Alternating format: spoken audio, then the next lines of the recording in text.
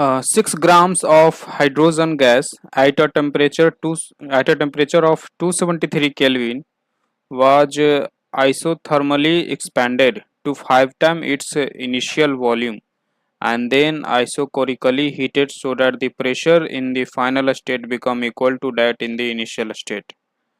तो इसमें 6 gram hydrogen gas है और 273 केल्विन टेम्परेचर पे है और इसको आइसोथर्मली एक्सपैंड किया गया। आइसोथर्मली मतलब टेम्परेचर को बिना चेंज किए, चेंज इन टेम्परेचर जीरो है, टेम्परेचर को कांस्टेंट रखा और इसको इस गैस को एक्सपैंड किया गया। कैसे किया होगा? हीट देकर किया होगा। और कितना किया गया? 5 टाइम इट्स इनिशियल वॉल्यूम। तो जो मान लो इनिशियल वॉल्यूम इसका V1 है तो V1 से 5 V1 कर दिया, ठीक है। तो इनिशियल वॉल्यूम अगर V1 है तो फाइनल वॉल्यूम 5 V1 हो गया, ठीक है। और फिर आइसोकोरिकली हीट किया गया। आइसोकोरिकली मतलब कि वॉल्यूम कांस्टेंट किया, मतलब चेंज इन वॉल्यूम जीरो है, ठीक है। आइसोकोरिकली हीट किया गया, ऐसा हीट किया कि वॉल्यूम न चेंज हो, ओके। और इस प्रोसेस में pressure in the final state become equal to that in the initial state. तो इस प्रोसेस में जो इनिशियल इस दोनों प्रोसेस में जो भी इनिशियल प्रेशर रहा होगा, यहां बोला जा रहा है कि जो प्रेशर फाइनल स्टेट में जो प्रेशर होगा वो इक्वल हो जाएगा इनिशियल स्टेट के। ये क्या मीनिंग है? तो देखिए, इसमें देखिए जब टेम्परेचर 273 केल्विन था, टेम्परेचर तो बढ़ नहीं रहा था, वो कांस्टेंट था, वॉल्यूम बढ़ा, ठीक है। तो हम लोग जानते हैं पीवी बराबर एनआरटी से। तो क्या हुआ यहाँ पे? वॉल्यूम V1 से 5 V1 हो गया, वॉल्यूम बढ़ा, ठीक है, वॉल्यूम इंक्रीज हुआ। अब प्रेशर, वॉल्यूम बढ़ेगा तो प्रेशर कमेगा, ठीक है। पीवी बराबर एनआरटी से वॉल्यूम बढ़ेगा तो प्रेशर कमेगा। तो वॉल्यूम बढ़ा तो प्रेशर कमना चाहिए। तो प्रेशर का तो यहाँ कुछ डेटा नहीं दिया हुआ है, तो हम मान लेते हैं P1 से P2 हो गया, ठीक है। यहाँ पे प्रेशर कम रहा है, तो इस प्रोसेस में ऐसा हुआ। अब यहाँ पे आते हैं, तो यहाँ पे इनिशियल प्रेशर P1 है, फाइनल प्रेशर P2 है, ठीक है। तो इस प्रोसेस में क्या हुआ कि इस प्रोसेस के बाद ये वाला जब प्रोसेस शुरू हुआ तो इस प्रोसेस में इनिशियल प्रेशर क्या था? P2 था ना, है ना। तो कहा जा रहा है कि जब ऐसा करते हैं, इसमें हीट देते हैं आइसोकोरिकली, तो इसका प्रेशर इनिशियल स्टेट में जो प्रेशर था जो कि P1 था वो हो जाता है। तो आगे बढ़ते हैं। अब बोला जा रहा है find the total amount of heat. Total heat पूछा जा रहा है observe by the gas during the entire process. तो दोनों प्रोसेस में कितना हीट ऑब्जर्व हुआ है वो बताना है। तो पहले इस प्रोसेस को देखते हैं। इस प्रोसेस में टेम्परेचर कांस्टेंट है, प्रेशर वॉल्यूम बढ़ रहा है तो प्रेशर कम रहा है। और तो इसमें by first law of thermodynamics हम लोग जानते हैं कि जब हीट देंगे तो इंटरनल एनर्जी कुछ बढ़ेगा और कुछ वर्क होगा। तो यहाँ पे गैस एक्सपैंड हुआ है यानी कि वर्क हुआ है, और यहाँ पे टेम्परेचर को बढ़ने नहीं दे रहा है। और इंटरनल एनर्जी तभी बढ़ता है जब टेम्परेचर बढ़ता है, तो इसका मतलब ये यहाँ पे जीरो है। तो इस प्रोसेस में जो भी हीट देंगे वो सारा का सारा हीट वर्क में चला जाएगा। तो अब हम वर्क निकाल देंगे तो मेरा कितना एनर्जी दिए हैं, इसमें हीट दिए हैं, वो निकल जाएगा। वर्क कैसे निकलेगा? तो पी डी वी का इंटीग्रेशन कर देंगे, उससे निकल जाएगा मेरा वर्क। अब देखिए वॉल्यूम इसमें चेंज हो रहा है, कहाँ से कहाँ? V1 से V2, यानी कि 5v2, है ना। और प्रेशर, प्रेशर तो इसमें मुझे प्रेशर का तो कुछ डेटा पता नहीं है, और प्रेशर खुद चेंज भी हो रहा है। तो प्रेशर को यहाँ से निकालते हैं, पीवी बराबर एनआरटी से प्रेशर निकालते हैं। तो यहाँ से प्रेशर निकालेंगे तो मुझे मिलेगा एनआरटी बाई वी, वो यहाँ पी के जगह पे रख देते हैं, एनआरटी बाई वी डीवी। अब यहाँ देखिए एन मेरा कांस्टेंट है, number of moles of gas, R constant है, टेम्परेचर इस प्रोसेस में कांस्टेंट है, तो एनआरटी कांस्टेंट है तो बाहर निकाल लेते हैं। अब बचा 1/v dv, इसको इंटीग्रेट करेंगे तो मुझे ln v आ जाएगा, है ना। और वॉल्यूम कहाँ से कहाँ, v1 से 5v1, तो यहाँ पे रख देते हैं v1 से 5v1। फिर इसका यूज़ करेंगे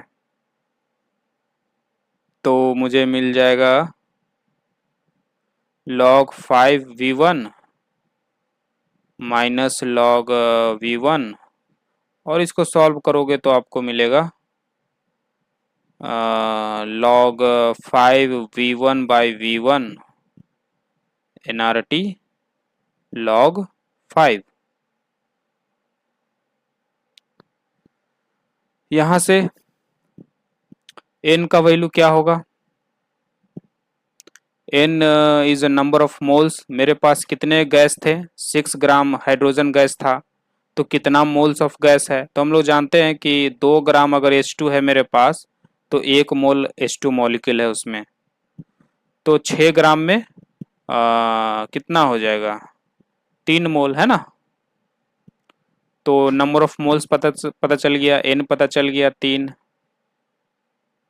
r का वैल्यू पता है 8.314, टेम्परेचर दिया हुआ है 273 केल्विन, log 5 का वैल्यू होता है 1.6। सबको कैलकुलेट करेंगे तो हमें वैल्यू लगभग 10,894.66 जूल आएगा, ठीक है। तो ये एनर्जी यूज हुआ पहला प्रोसेस में। अब दूसरे प्रोसेस को देखते हैं। दूसरा प्रोसेस में क्या हुआ कि वॉल्यूम कांस्टेंट है और हीट दिया जा रहा है, तो ऑफ कोर्स प्रेशर बढ़ेगा, टेम्परेचर भी बढ़ेगा। तो इस वाले प्रोसेस में प्रेशर कमा था, है ना, कुछ प्रेशर रहा होगा उससे कम गया, वही कमा हुआ प्रेशर यहाँ है, फिर यहाँ से हीट दिया गया तो प्रेशर कुछ बढ़ गया, ठीक है।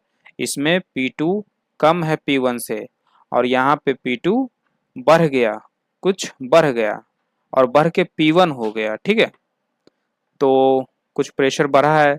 टेम्परेचर, तो टेम्परेचर देखिए यहाँ इस वाले केस में 273 है, और इस प्रोसेस में टेम्परेचर चेंज हुआ नहीं है, तो इस प्रोसेस के बाद इस प्रोसेस में जब इंटर किए तो टेम्परेचर वही 273 केल्विन ही रहेगा, ठीक है।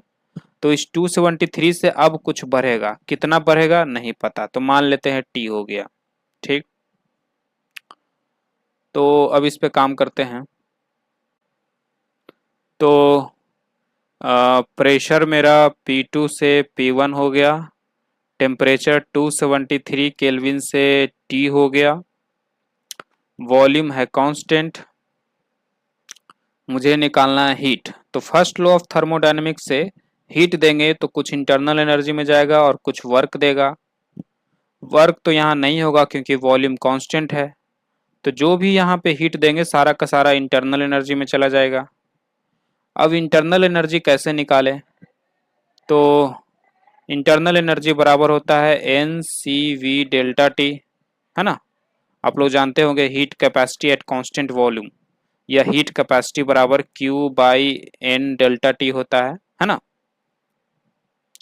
तो यहीं से Q बराबर NCV डेल्टा टी आया है, तो ये हम यहाँ पे लिख दिए। N की जगह M भी रख सकते हो अगर जैसा डेटा दिया हुआ है। यहाँ से N हमें मालूम है कितने मोल ऑफ गैस मेरे पास हैं, तो 3 मोल है, तो N की जगह 3 रखेंगे। CV, CV क्या करें, कैसे पता करें?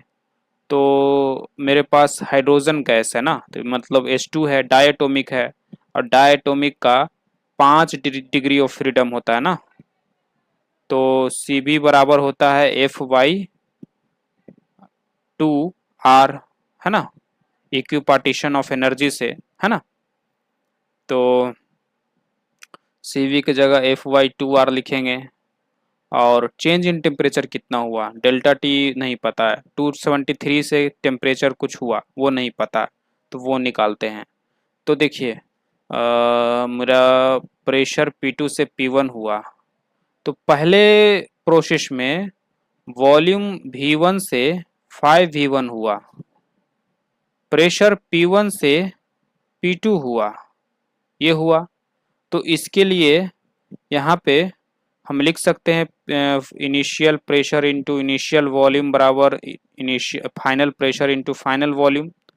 तो इस इक्वेशन पे इसको रखते हैं, तो initial pressure P1 volume V1 is equal to final pressure P2 volume 5V1, ये V1 कट गया, तो P1 is equal to 5P2। ठीक है, ये डेटा आया मेरे पास।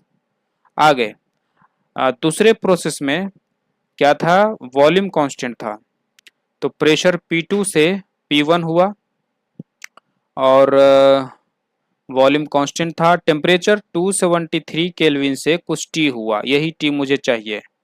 तो इसके लिए भी ऐसा कुछ इक्वेशन लिखते हैं। तो यहाँ पे प्रेशर वॉल्यूम कांस्टेंट है, तो प्रेशर बढ़ेगा तो टेम्परेचर बढ़ेगा, तो P initial by T initial, P final by T final. तो यहाँ से इनिशियल प्रेशर क्या होगा मेरा, P2 से P1 हुआ ना, तो इनिशियल प्रेशर P2 है, तो P2 initial temperature 273, final pressure P1, और फाइनल टेम्परेचर T। तो यहाँ से देखिए P1 बराबर 5P2, तो यहाँ पे हम लिख सकते हैं 5P2, ये P2 कटा, ठीक है। तो यहाँ T बराबर आ जाएगा 273 इंटू 5, तो यहाँ से टेम्परेचर आया 5×3 = 15, 7×5 = 35, 1 36 के 6 हाथ में 3, 5×2 = 10, 3 13, 1365 केल्विन आया। तो इनिशियल टेम्परेचर हमें मालूम है, फाइनल टेम्परेचर मालूम हो गया, तो अब हम चेंज इन टेम्परेचर मालूम कर लेंगे। तो चेंज इन टेम्परेचर कितना हो जाएगा, तो change in temperature 1365 kelvin minus 273 kelvin. अब ये वैल्यू यहाँ पे रखते हैं 1092, इसको आगे सॉल्व करते हैं। तो Q बराबर 3, डायटोमिक का डिग्री ऑफ फ्रीडम 5 होता है, 5/2R, और R का वैल्यू 8.314,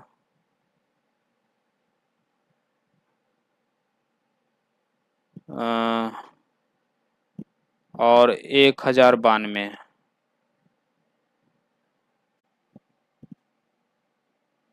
तो यहाँ पे आया हीट 68,091.6 जूल। ठीक है, दोनों को टोटल करेंगे, टोटल हीट दोनों को जोड़ेंगे 68,091.6 प्लस 10,894, 10,894.66, तो वैल्यू आता है 78,986। तो इतना जूल टोटल आता है।